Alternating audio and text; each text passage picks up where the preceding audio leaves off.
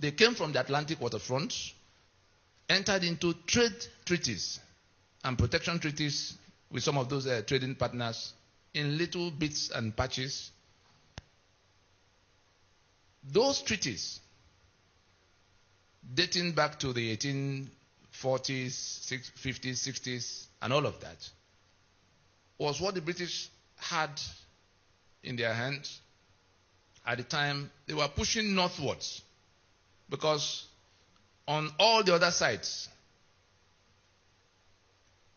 where will I even, let me go closer so you can see.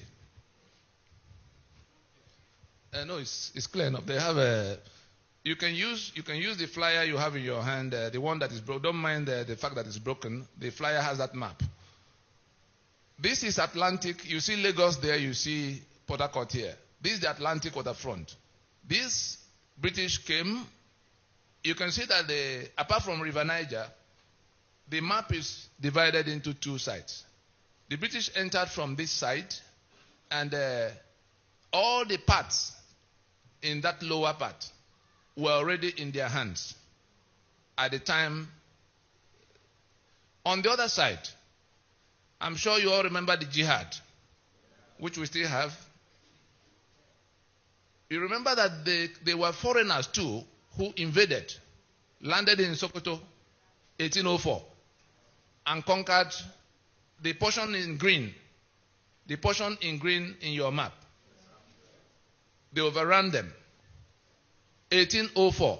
The British came in the 1860s. That means they were here 60 years before the British got here. Now, having secured that portion that you see in green, they were pushing downwards. They also wanted to get to the Atlantic waterfront. The British wanted to get to what was left on the east. On the eastern side is Cameroon. On the northeastern side is Chad, then Niger, and then Benin Republic to the left. The French had already taken all of the other places. The British would have pushed all the way to here, if not for that Caliphate that was already occupying here and pushing downwards. They met halfway in a fight that happened in the Ilorin-Benue axis.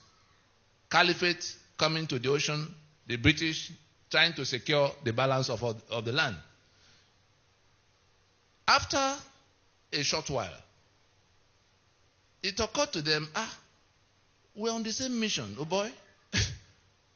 Two robbery gangs after the same target.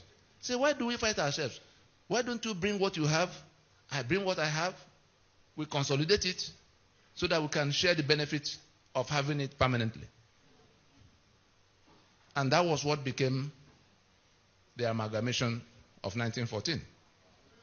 Every document that transpired between them is in our possession, lodged in libraries across the world.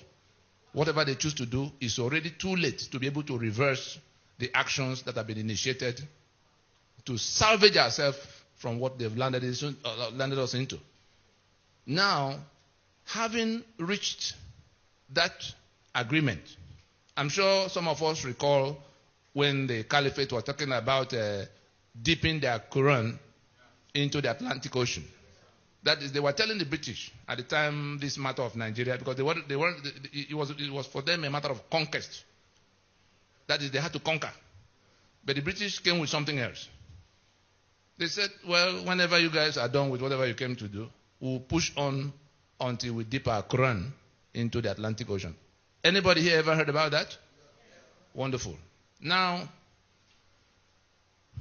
the document of the amalgamation was one in which, I'm sure, who are the ones from South Africa here?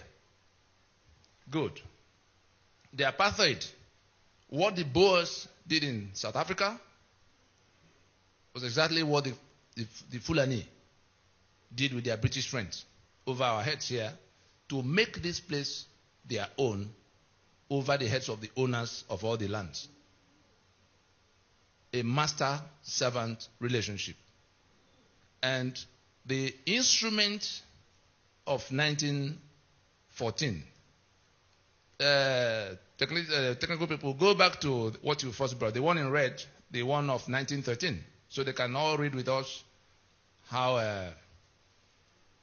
Yes, I can see it from here, but the flyer you have, the one that has the map, let's see so that we can be on the same page.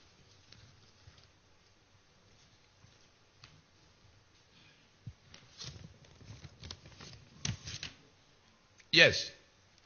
If you have the flyer, read from the flyer. Otherwise, you can read from the screen. This is an excerpt from a telegram from the secretary for the colonies explaining what they were about to do, because they didn't tell anybody in southern Nigeria that they were going to lump us together with the people of the north. The discussion was strictly between them and that caliphate. It was a German newspaper that leaked it for the first time on the 26th of December in 1913.